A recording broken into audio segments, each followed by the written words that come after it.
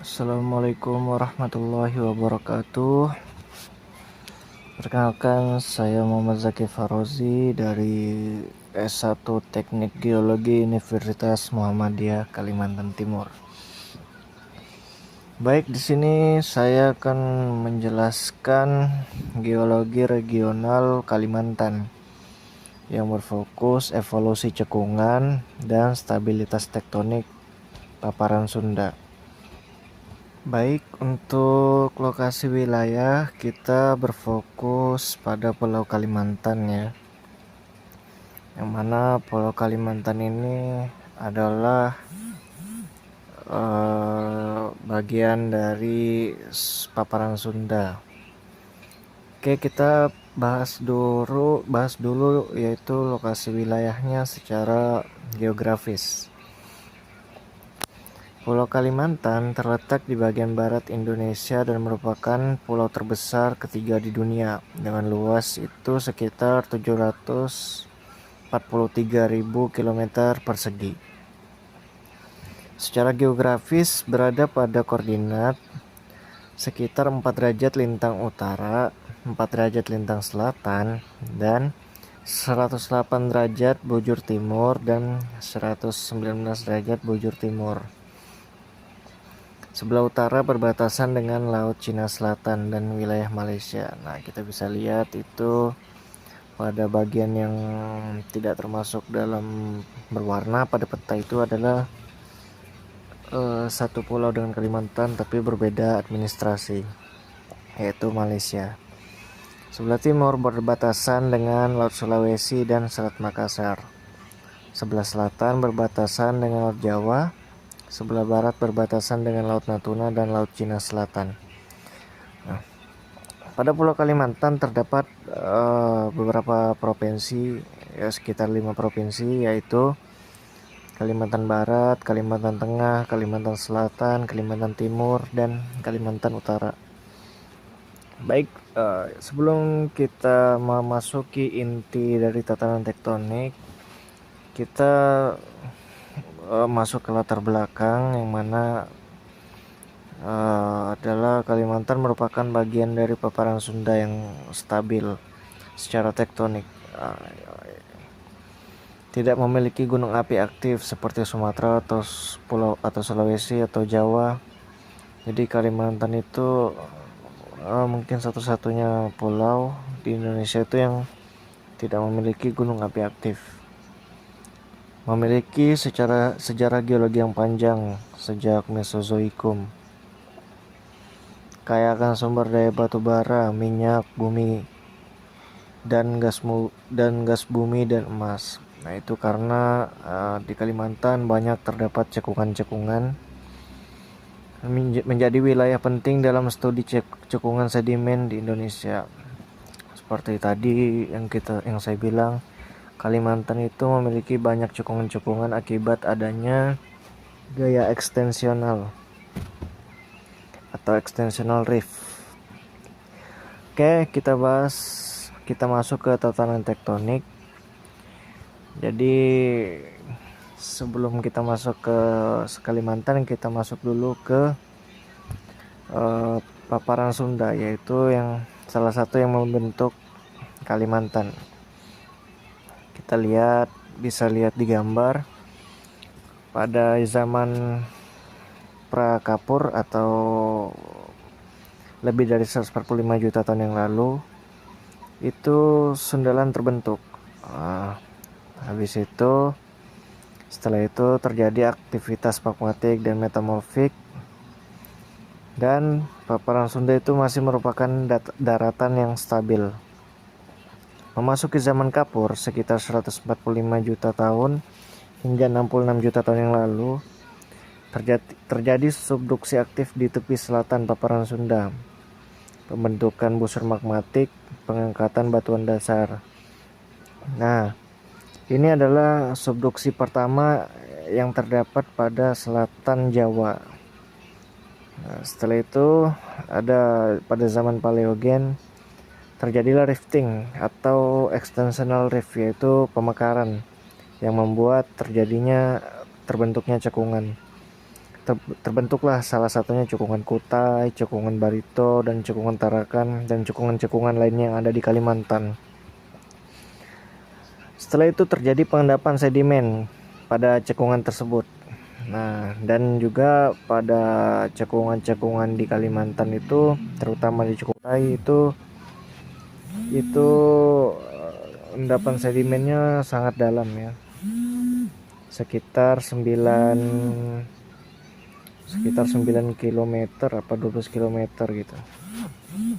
Oke, baik, selanjutnya itu pada zaman Neogen terjadi tumbukan lempeng Australia dengan Sunda yang menghasilkan uplift atau pengangkatan pegunungan yang bisa kita temukan itu di tepi selatan dan timur Kalimantan.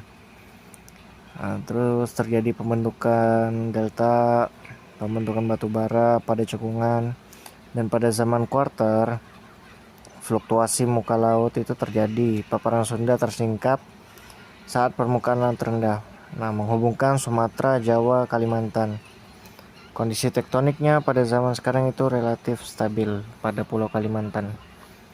Oke, kita bisa lihat di gambar ya untuk ilustrasinya. Nah, dan kita bisa lihat juga di peta di sebelah kanan, yaitu peta tektonik. Kita bisa melihat di sini ada beberapa zona subduksi, beberapa patahan-patahan sesar. Nah, sebenarnya sesarnya ini sangat banyak ya. Cuman ini yang ditampilkan adalah sesar-sesar yang besar gitu. Nah, kita bisa lihat ada sesar meletus yang memanjang barat, yang memanjang utara selatan, dan sesar-sesar lainnya. Oke, kita masuk ke stratigrafi regional. Ternyata Pulau Kalimantan itu sudah ada induk-induknya itu dari zaman karbon. Nah, kita bisa lihat itu ada batuan desmennya atau batuan dasar. Nah, jadi termasuk tua ya di beberapa daerah itu. Terus ada zaman Permian itu ada batuan vulkanik terbentuk, Trias, Jura, Kapur, Paleogen, Neogen, Kuarter. Nah, kita bisa lihat pada kolom stratigrafi regional itu terdapat formasi-formasi yang terbentuk pada zaman tertentu. Nah, formasi yang terkenal itu ada formasi Kampung Baru, formasi Balikpapan, Pulau Balang, Pebuluh, Pamaluan, ada formasi Bontang dan lain-lain. Kita bisa lihat. Nah, batuan dasar metamorf dan beku itu tuh terjadi pada pratersier. Nah, yang termasuk tadi adalah batuan dengan umur yang sangat tua. Nah, selanjutnya kita masuk kepada struktur geologi regional. Kalimantan, walaupun tidak dilalui oleh aktivitas vulkanik aktif, Kalimantan juga memiliki beberapa patahan-patahan yang terkenal. Salah satunya ada sesar Mangkalihat dan sesar Adang. Terdapat juga struktur geologi yang terkenal, itu ada Antiklinorium Samarinda, Antiklinorium Maratus. Nah, itu berorientasi itu arah dominannya itu utara selatan. Kita bisa lihat pada peta struktur geologi itu terdapat banyak sekali struktur ya dengan pergerakan beragam. Oke, selanjutnya kita akan membahas tentang vulkanisme dan magmatisme. Seperti yang kita tahu pada zaman sekarang itu aktivitas vulkanisme sangat, bahkan hampir tidak ada pada Pulau Kalimantan. Nah, tetapi bukan berarti Kalimantan tidak pernah ada aktivitas vulkanisme dan magmatisme. Nah, pada zaman tersier itu terdapat aktivitas vulkanisme hasil dari subduksi yang bisa kita lihat itu kalau di peta itu di bagian Kucing ya daerahnya itu namanya, itu adalah bagian subduksi. Terus juga di bagian Kalimantan Selatan pembentukan meratus. Nah, untuk saat ini Kalimantan tidak memiliki jalur gunung api aktif. Selanjutnya kita melanjutkan ke fisiografi regional. Kalimantan merupakan bagian dari paparan Sunda yang relatif stabil, tidak memiliki gunung api aktif, kaya akan sumber daya batu bara, minyak bumi, gas bumi, dan emas. Nah, kita bisa lihat pada peta fisiografi regional. Ini adalah pembagian berdasarkan zonasi relief. Nah, dari tatanan tektonik tersebut, Kalimantan itu memiliki potensi sumber daya yang melimpah, terutama pada sektor batu bara, emas, minyak dan gas bumi, batu gamping ya. Intan juga terdapat pada Martapura situ. Nah, selain potensi sumber daya, ternyata tatanan tektonik tersebut juga menghasilkan potensi bahaya geologi, yaitu ada banjir, longsor, erosi sungai, kebakaran lahan gambut, dan penurunan muka tanah. Oke, jadi kesimpulannya Kalimantan merupakan bagian dari paparan Sunda yang stabil secara tektonik, tidak memiliki gunung api aktif ya pada masa sekarang. Geologinya didominasi cekungan sedimen yang terbentuk pada Eosen, ya, yang terisi oleh endapan sedimen yang tebal. Terdapat juga batuan metamorf dan batuan beku yang sangat tua. Memiliki sumber daya geologi melimpah, terutama batu bara, minyak bumi, dan gas bumi. Bahaya geologi juga menyertai, yaitu berupa longsor, banjir, dan degradasi lahan. Nah, salah satu cekungan yang terbesar di Kalimantan itu adalah cekungan Kutai, yaitu salah satu cekungan hidrokarbon terpenting di Indonesia. Baik, terima kasih. Assalamualaikum warahmatullahi wabarakatuh. Waalaikumsalam.